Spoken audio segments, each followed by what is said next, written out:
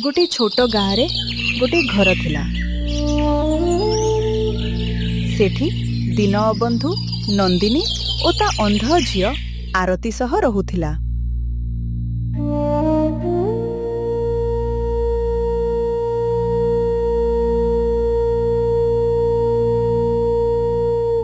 जेउठारे दारिद्र्य अपेक्षा अधिक चिंता थिला।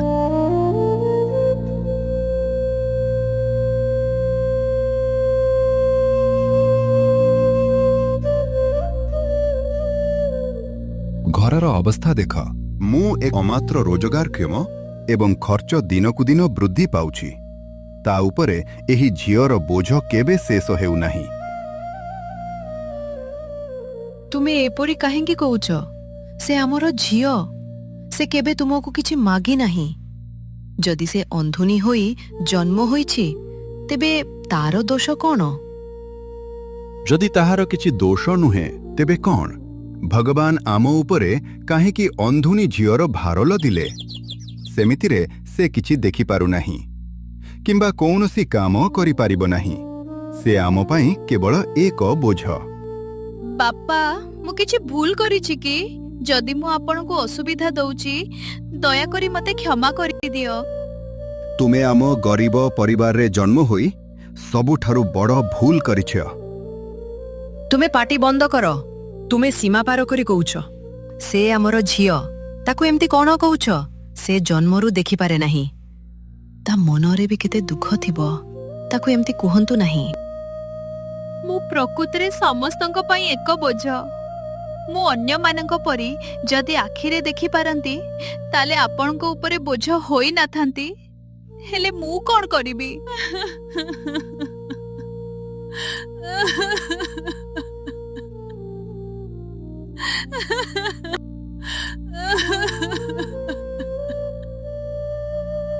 तू कांद नहीं झियो आरती। तुमे आमर शक्ति, तुमर हस, आमर समर्थन। दुनिया जहा कहू तू मो पाई सबु किछि। तू कांद नहीं। हे, ए अंधुनी झियो आमर शक्ति नुहे, ए हेउची आमर सबुठारु बड़ दुर्बलता। आउ गोटिए दिन तुमको मध्य एही सत्य को ग्रहण करिबाकू पड़िबो नंदिनी। जदि मु एठी रही आपनको दुखित करूची तेबे मु एठू चली गले भल हेबो, जहा द्वारा आपण शांति रे एठी रही परिबे। एहीपरि भाबे अंध झियो आरती को ता बापा दीनबंधु आदौ पसंद करुनथिला। ताहा सबु देखि आरती और ता माँ बहुत दुख मने करुथिले। आउ सेही दिन रात्रि रे समस्ते शोई थांती। आउ आरती मन दुखरे बसी थाए।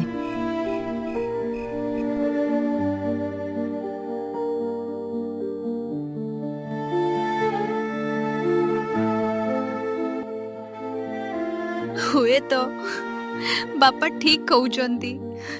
मु प्रकृति रे परिवार पाई एक बोझ। मु चली गले समस्ते खुशी हेबे। जाउची मु एबे चली जीबी। आरती धीरे धीरे ठिया हुए एवं हाथ आगकू करी कांथ साहाय्य नहीं कोठरीरू बाहर को जाए।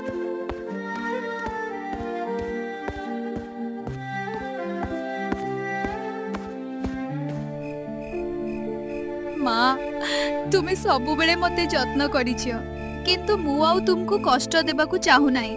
हुए तो मु चली गले सबु किछि ठीक होई जिवो। मते क्षमा करि दबो माँ।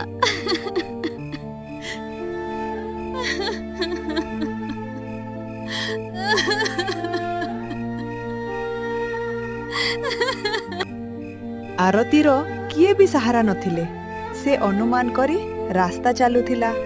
आउ ता माँ को कोलरू अलगा होई बहुत दुख मने करुथिला। आउ किछि समय परे सकल हेला।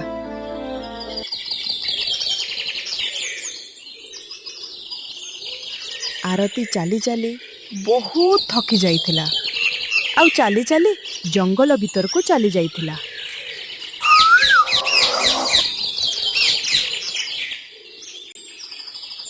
अरे एटा तो गोटे रास्ता रे गछ थिला परी लागुछि।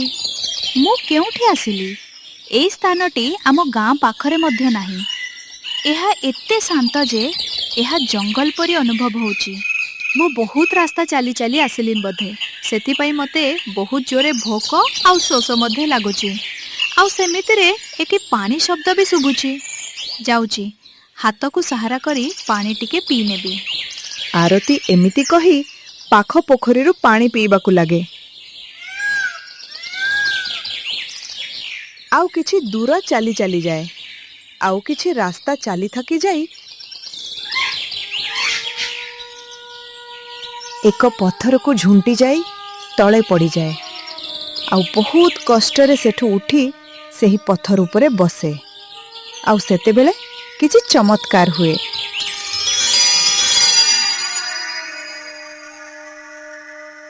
ଝିଅ, ତୁମେ କିଏ ଝିଅ? ଆଉ ଏଠାକୁ କାହିଁକି ଆସିଛ ଝିଅ? କିଏ କିଏ ଏଠି ଅଛ? ମୋ ଆଗକୁ ଆସ। ମୋତେ କିଛି ଦେଖାଯାଏ ନାହିଁ, କିନ୍ତୁ ମୁଁ ତୁମକୁ ଅନୁଭବ କରିପାରିବି ଓ ତୁମ କଥା ଶୁଣିପାରିବି। ତୁମେ ଦେଖିପାରୁନାହ କି? ହୁଏତ ତୁମେ ହିଁ ମୋତେ ମୁକ୍ତ କରିପାରିବ। ଆଉ ତୁମ ଭାଗ୍ୟ ହିଁ ତୁମକୁ ଏଠାକୁ ପଠାଇଛି। ତୁମେ କିଏ ଏବଂ ମୋ ଠାରୁ କ'ଣ ଚାହୁଁଛ? ମୁଁ କିଛି ବୁଝିପାରୁନାହିଁ। ମୁଁ କେବଳ ମୋର ରାସ୍ତା ଭୁଲି ଯାଇଛି। ମୁଁ ହେଉଛି ଏକ ଅଭିଶପ୍ତ ଜିନ୍। ମୁଁ ବର୍ଷ ବର୍ଷ ଧରି ଏହି ଗଛ ଭିତରେ ବନ୍ଦୀ ହୋଇ ରହିଛି। ଏହି ଅଭିଶାପରୁ ମୁଁ ମୁକ୍ତି ପାଇବା ପାଇଁ ତୁମେ ମୋତେ ସାହାଯ୍ୟ କରିବ କି? କ'ଣ କହିଲ? ଏସବୁ ଅଦ୍ଭୁତ ଏବଂ ଭୟଙ୍କର ଲାଗୁଛି, କିନ୍ତୁ ତୁମର କଣ୍ଠସ୍ୱରରେ ଏକ ସ୍ପଷ୍ଟ ଦୁଃଖ ଅଛି। ହୁଏତ ତୁମେ ସତ୍ୟ କହୁଛ। ତାହେଲେ ମୁଁ କେମିତି ସାହାଯ୍ୟ କରିବି? ମୋତେ କିଛି ଦେଖାଯାଏ ନାହିଁ। କିନ୍ତୁ ତୁମକୁ ଦେଖା ନଗଲେ ବି ସତ। ଆଉ ତୁମକୁ ଏହି ଘଟଣା ଆଶ୍ଚର୍ଯ୍ୟ ଲାଗିବା କିମ୍ବା ଭୟ ଲାଗିବା ଥୟ। ତୁମେ ଯଦି ମୋ ବିଷୟରେ ସତ୍ୟ ଘଟଣା ଜାଣିବ, ତାହେଲେ ତୁମକୁ ଆହୁରି ଭୟଙ୍କର ଲାଗିବ। ହେଲେ କେମିତିକା ସତ୍ୟ ଘଟଣା ମୋତେ କୁହ। ମୁଁ ଜମାରୁ ଭୟ କରିବି ନାହିଁ। ମୁଁ ଜାଣିବାକୁ ଚାହୁଁଛି ତୁମ ବିଷୟରେ। ମୁଁ ପୂର୍ବରୁ ଏମିତି ଏହି ଗଛରେ ବନ୍ଦୀ ହୋଇ ନଥିଲି। ମୁଁ ବୁଲି ବୁଲି ଗରିବ ଲୋକଙ୍କୁ ସାହାଯ୍ୟ କରୁଥିଲି। ଆଉ ସବୁଦିନେ ଜଣେ ତାନ୍ତ୍ରିକ ତାହା ଦେଖୁଥିଲା। ଆଉ ଦିନେ ସେ ମୋତେ ତା ଗୋଲାମୀ କରି ରଖିବାକୁ ଚେଷ୍ଟା କଲା। କିନ୍ତୁ ମୁଁ ମନା କରିବାରୁ ମୋତେ ଏଠି ଏହି ଗଛରେ ବନ୍ଦୀ କରିଦେଲା। ଆଉ ସେହି ଦିନଠାରୁ ମୁଁ ଏଠି ବନ୍ଦୀ ହୋଇଅଛି। ଓଃ, କେତେ ଖରାପ କଥା। ସେ ତାନ୍ତ୍ରିକ କେତେ ନିର୍ଦ୍ଦୟ। ମୋତେ ଯାହା ଲାଗୁଛି ତୁମେ ଏଠି ହିଁ ଅଛ, କାରଣ ମୋତେ ସିନା ଦେଖାଯାଏ ନାହିଁ, ହେଲେ ମୁଁ କଥାବାର୍ତ୍ତା ଶୁଣି ଜାଣିପାରେ। ହେଲେ ମୁଁ ତୁମକୁ କେମିତି ଏଠାରୁ ମୁକ୍ତି କରିବି? ତୁମେ ଏଠାରୁ 2 କୋଶ ଦୂର ଜଙ୍ଗଲ ମଧ୍ୟ ଦେଇ ପୂର୍ବ ଦିଗରେ ଚାଲିଯାଅ।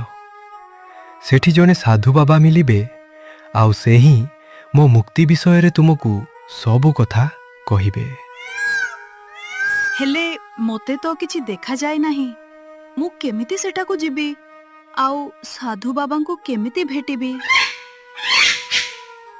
ମୁଁ କିଛି ସମୟ ପାଇଁ ମୋ ଶକ୍ତି ତୁମକୁ ଦେଉଛି, ଯାହାଫଳରେ ତୁମେ କିଛି ସମୟ ପାଇଁ ଦେଖିପାରିବ। କ'ଣ ତାହା ସମ୍ଭବ? ମୁଁ ସତରେ ଦେଖିପାରିବି? ହଁ, ଏହା ସମ୍ଭବ। ଗଛରେ ବନ୍ଦୀ ହୋଇଥିବା ଜିନ୍ ଏମିତି କହି ଆରତୀକୁ କିଛି ଶକ୍ତି ପ୍ରଦାନ କଲେ।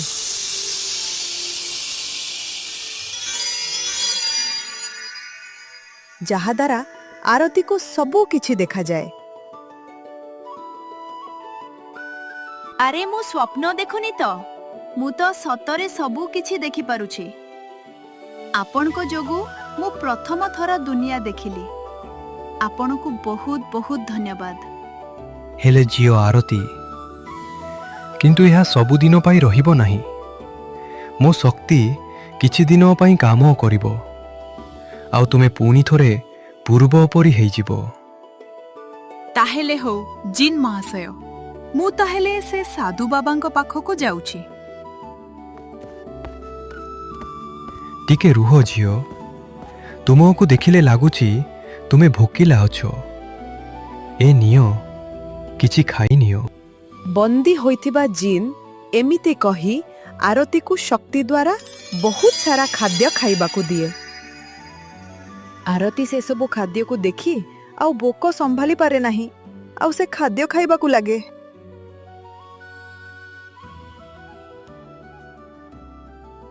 ଆରତୀ ସବୁ ଖାଦ୍ୟ ଖାଇସାରି ସାଧୁ ବାବାଙ୍କ ପାଖକୁ ଯିବାକୁ ଲାଗେ। ଏ ଦୁନିଆ କେତେ ସୁନ୍ଦର। ମୁଁ ଏପର୍ଯ୍ୟନ୍ତ ଏହାକୁ କେବଳ ଅନୁଭବ କରିଥିଲି, କିନ୍ତୁ ଆଜି ମୁଁ ଏହାକୁ ପ୍ରଥମ ଥର ପାଇଁ ଦେଖୁଛି। ଏଇସବୁ ଗଛ, ଲତା, ଫୁଲ, ଫଳ କେତେ ସୁନ୍ଦର। ମୁଁ ଆଜି ବହୁତ ଖୁସି। ଆରତୀ କିଛି କ୍ଷଣ ପାଇଁ ଦେଖିବା ଶକ୍ତି ପ୍ରାପ୍ତ କରି ବହୁତ ଜଙ୍ଗଲ ପରିବେଶ ଦେଖି ବହୁତ ଖୁସି ହଉଥାଏ। ଆଉ ସେ ବହୁତ ଦୂର ଜଙ୍ଗଲରେ ଚାଲି ଚାଲି ସାଧୁ ବାବାଙ୍କ ପାଖରେ ଯାଇ ପହଞ୍ଚେ।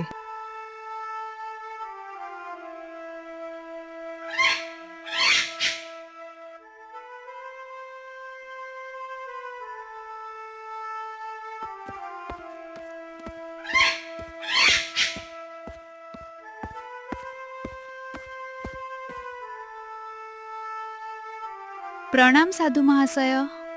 ଝିଅ ତୁମେ କିଏ ଆଉ ଏଠାକୁ କାହିଁକି ଆସିଛ?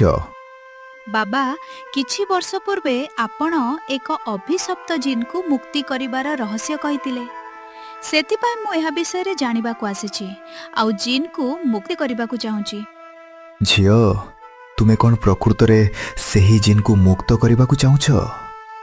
ଏହା ପଛରେ ତୁମର କୌଣସି ସ୍ୱାର୍ଥ ଅଛି କି ଝିଅ? ନା ନା ସାଧୁ ମହାରାଜ, ମୁଁ ଆନ୍ତରିକ ଭାବରେ କାମନା କରୁଛି ଯେ ଜିନ୍ ତାର ବନ୍ଧନରୁ ମୁକ୍ତ ହେଇଯାଉ। ଏହା ପଛରେ ମୋର କୌଣସି ଇଚ୍ଛା ନାହିଁ। ତାହେଲେ ତୁମେ ଧ୍ୟାନ ଦେଇ ଶୁଣ ଝିଅ। ଏଠାରୁ ପଶ୍ଚିମ ଦିଗରେ କିଛି କୋଶ ଦୂର ଯିବା ପରେ ଏକ ମହଲ ପରି ଗୁମ୍ଫା ଦେଖାଯିବ। ସେଠାରେ ଏକ ମାୟାବୀ ତାନ୍ତ୍ରିକ ଯାଦୁକର ରହେ। ଆଉ ସେ ଗୁମ୍ଫା ଭିତରେ ଏକ ଜାଦୁଇ ତାବିଜ ଅଛି। ଯଦି ତୁମେ ସେହି ସାବିଜ ସେଠାରୁ ଏଠାକୁ ଆଣିପାରିବ, ତାହେଲେ ଆମେ ଜିନ୍କୁ ବନ୍ଧନରୁ ମୁକ୍ତି କରିପାରିବା। ହେଲେ ସାଧୁ ବାବା, ସେ ତାବିଜ ଦେଖିବାକୁ କେମିତି? ସେ ତାବିଜ ଦେଖିବାକୁ ଚକମକ ମାରୁଥିବ, ଦେଖିବାକୁ ବହୁତ ସୁନ୍ଦର। କିନ୍ତୁ ଝିଅ, ଆଉ ଗୋଟେ କଥା, ସେ ଯାଦୁଗର ତାନ୍ତ୍ରିକ ବହୁତ ଶକ୍ତିଶାଳୀ। ଆଉ ସେହି ତାନ୍ତ୍ରିକ ଯାଦୁଗରର ସବୁ ଶକ୍ତି ସେହି ତାବିଜରେ ଅଛି। ତୁମେ ନିଜର ଧ୍ୟାନ ରଖିବ। ହଁ ହଉ ବାବା, ଠିକ ଅଛି। ତାହେଲେ ମୁଁ ଏବେ ଆସୁଛି। ପ୍ରଣାମ। ଆରତୀ ସାଧୁ ବାବାଙ୍କ ଠାରୁ ଜିନ୍କୁ ବନ୍ଦନ ମୁକ୍ତ କରିବାର ତଥ୍ୟ ସବୁ ଜାଣି ତାବିଜ ଅଭିମୁଖେ ଗୁମ୍ଫା ପାଖକୁ ଯିବାକୁ ଲାଗେ।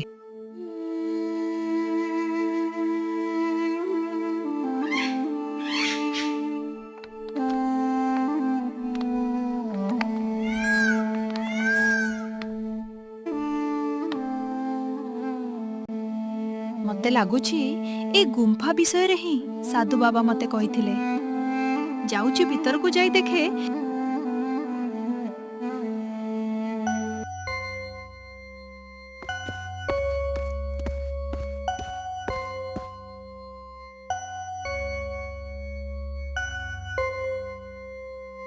ଆରେ ସାଧୁ ବାବା ଏହି ତାବିଜ ବିଷୟରେ କହୁଥିଲେ ବୋଧେ। ସେମିତିରେ ଏଠି କିଏ ବି ନାହିଁ। ଯାଉଛି ଏଇ ତାବିଜ ନେଇ ଚାଲିଯିବି। ଆରତୀ ସେ ତାବିଜ ନେବା ପାଇଁ ଭାବୁଥାଏ, ଆଉ ସେତେବେଳେ କିଛି ଶବ୍ଦ ହୁଏ।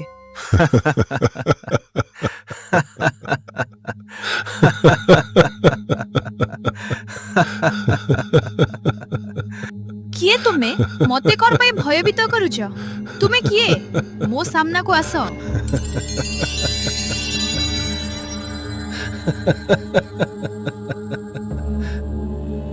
ତେମେ ଶେଷରେ ତୁ ଏଠାକୁ ଆସିଗଲୁ। ମୁଁ ପୂର୍ବରୁ ଜାଣିଥିଲି ଯେ କେହି ଜଣେ ମୋର ତାବିଜ ଖୋଜୁଛି, କିନ୍ତୁ ତୁମ ପରି ଜଣେ ସାଧାରଣ ଝିଅ ଏଠାକୁ କିପରି ଆସିଲ? ମୁଁ ଏଠାକୁ ତୋ ପରି ଶକ୍ତି ଦ୍ୱାରା ଆସିଲି। ତେବେ ତୁମେ ସେହି ଦୁଷ୍ଟ ଯାଦୁଗର, ଯିଏ ଜଣେ ନିର୍ଦ୍ଦୋଷ ଲୋକଙ୍କୁ ବନ୍ଦୀ କରି ରଖିଛି। ତୁମର ପାପ ବହୁତ ବଢି ଯାଇଛି। ଆଜି ତୁମର ଅନ୍ତ ହେବ। ମୂର୍ଖ ଝିଅ, ମୁଁ ତୋର ଶକ୍ତି ବିଷୟରେ କିଛି ଜାଣି ନାହିଁ। କିନ୍ତୁ ଯଦି ମୁଁ ଚାହିଁବି, ମୁଁ ତତେ ଏବେ ଜାଳି ପୋଡ଼ି ପାଉଁଶ କରିଦେଇ ପାରିବି। ଯଦି ତୁମେ ତାବିଜ ଆଡ଼କୁ ଗୋଟିଏ ପାଦ ଆଗକୁ ବଢ଼ାଅ, ତେବେ ମୁଁ ତୁମକୁ ସବୁଦିନ ପାଇଁ ଭସ୍ମ କରିଦେବି। ଆରତୀ ସେ ଯାଦୁଗର ତାନ୍ତ୍ରିକର କଥା ଶୁଣି ଭୟ କରେ ନାହିଁ। ଆଉ ସେ ଝୁଲୁଥିବା ତାବିଜକୁ ନେବା ପାଇଁ ଯୋଜନା କରେ ଆଉ କହେ, ଆରେ ଯାଦୁଗର, ତୋ ପଛରେ ସାଧୁ ବାବା ଅଛନ୍ତି, ଏ ତାବିଜ ସେ ନେଇଯିବେ। ଆଉ ତାନ୍ତ୍ରିକ ପଛକୁ ବୁଲି ଦେଖିବା ମାତ୍ରେ ଆରତୀ ସେ ତାବିଜ ହାତରେ ଧରି ତାବିଜର ଶକ୍ତି ଦ୍ୱାରା ସେଠୁ ଉଡ଼ି ଚାଲିଯାଏ ଆଉ ତାନ୍ତ୍ରିକ ଯାଦୁଗର ଆରତୀର ପିଛା କରେ। ଏ ଦୁଷ୍ଟ ଝିଅ, ସେଠି ରହିଯା। ମୋ ତାବିଜ ମତେ ଦେଇଦେ, ନହେଲେ ତତେ ଛାଡ଼ିବିନି। ମୁଁ ତୋତେ କଦାପି ଏ ତାବିଜ ଦେବି ନାହିଁ, ଦୁଷ୍ଟ ତାନ୍ତ୍ରିକ।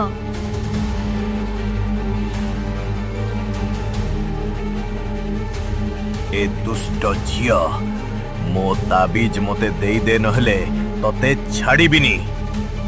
ଝିଅ ଆରତୀ, ତୁ ୟା କଥା ଶୁଣେ ନାହିଁ।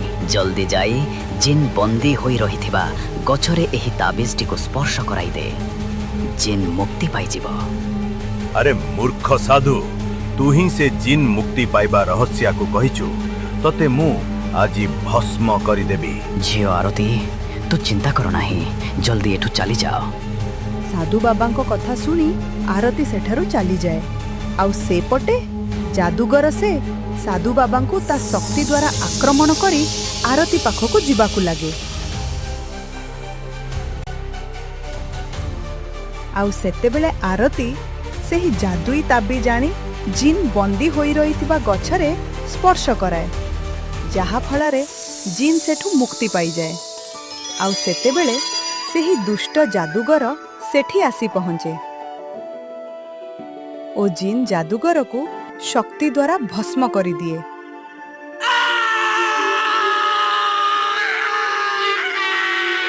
ଆଉ ସେତେବେଳେ ଆରତୀର ଦେଖିବା ଶକ୍ତି ସମାପ୍ତ ହୋଇଯାଏ ଓ ସେ ଆଉ ଦେଖିପାରେ ନାହିଁ। ଜିନ୍ ମହାଶୟ, ମୁଁ ଏବେ ଦେଖିବା ଶକ୍ତି ହରାଇ ବସିଛି। ମୁଁ ଆପଣଙ୍କୁ ମୁକ୍ତି କରିଦେଲି, ତାହେଲେ ମୁଁ ଏବେ ଆସୁଛି। ତୁମେ କୁଆଡ଼େ ଯିବ ଝିଅ ଆରତୀ? ତୁମେ ସେମିତିରେ କିଛି ଦେଖିପାର ନାହିଁ, କିନ୍ତୁ ମୋତେ ମୁକ୍ତି କରିଥିବାରୁ ତୁମ ପାଖରେ ମୁଁ ବହୁତ ଋଣୀ। ତୁମେ ମୋତେ 3ଟି ତୁମର ଇଚ୍ଛା କୁହ, ମୁଁ ପୂରଣ କରିଦେବି। ମୋର କିଛି ଇଚ୍ଛା ନାହିଁ ଜିନ୍ ମହାଶୟ। ଆପଣ ଯଦି କହୁଛନ୍ତି, ତାହେଲେ ମୋର ଚକ୍ଷୁ ଶକ୍ତି ମୋତେ ଫେରାଇ ଦିଅନ୍ତୁ ଓ ସାଧୁ ବାବାଙ୍କୁ ଠିକ୍ କରିଦିଅନ୍ତୁ। ଓ ଶେଷ ଇଚ୍ଛା, ଆମ ଘରେ ଧନର ଅଭାବ ଦୂର କରିଦିଅନ୍ତୁ ଓ ଶାନ୍ତି ପ୍ରଦାନ କରନ୍ତୁ। ହଁ ହଉ, ତାହେଲେ ଠିକ୍ ଅଛି, ତଥାସ୍ତୁ। ତୁମର 3ଟି ଇଚ୍ଛା ପୂରଣ ହେବ। ଏତିକି କହି ଜିନ୍ ମହାଶୟ ଚିରାଗ ଭିତରକୁ ଚାଲିଗଲେ ଓ ଜିନ୍ ତାଙ୍କ ରାଇଜକୁ ଫେରିଗଲେ।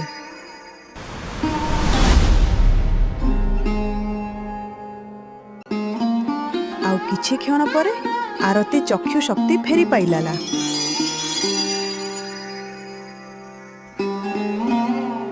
ଆରେ ବା, ମୁଁ ଏବେ ପୁଣି ଥରେ ସବୁ କିଛି ଦେଖିପାରୁଛି। ଆପଣଙ୍କୁ ବହୁତ ବହୁତ ଧନ୍ୟବାଦ ସାଧୁ ମହାଶୟ। ମୁଁ ଆପଣଙ୍କ ଋଣ କେବେ ବି ସୁଝି ପାରିବି ନାହିଁ। ଆଉ ଆରତୀ ଖୁସିରେ ଘରକୁ ଯିବାକୁ ଲାଗେ ଓ ସାଧୁ ମହାଶୟ ମଧ୍ୟ ଠିକ୍ ହୋଇଗଲେ।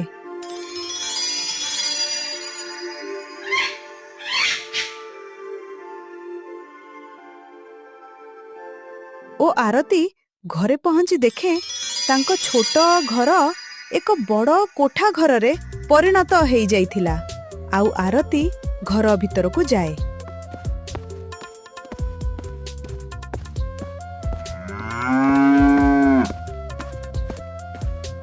ଓ ମା ଓ ବାପାଙ୍କୁ ଦେଖି ଖୁସି ହେଇଯାଏ। ଦୀନବନ୍ଧୁ ଓ ନନ୍ଦିନୀ ଆରତୀ ଚକ୍ଷୁ ଶକ୍ତି ଫେରି ପାଇଥିବାର ଦେଖି ବହୁତ ଖୁସି ହେଇଗଲେ। ଦୀନବନ୍ଧୁ ଆରତୀ ପ୍ରତି କରିଥିବା ଅନ୍ୟାୟକୁ ବହୁତ ଅନୁତାପ କରେ ଓ ସମସ୍ତେ ଖୁସିରେ ରହିଲେ।